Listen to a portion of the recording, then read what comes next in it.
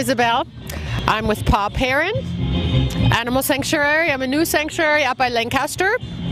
Been there since exactly a year now. And these are the animals that need homes.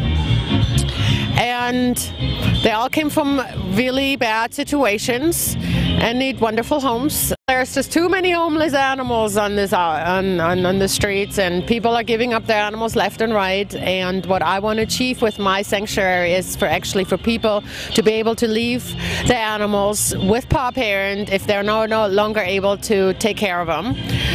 If they're if they have to go in a nursing home or if they're dying, and if they leave a trust fund or a life insurance program with their animal, Paw Parent can take them in, and this way the animal is safe, and the people don't have to worry about the animal ending up in the pound, and so the animal will have a safe home for the rest of its life with Paw Parent.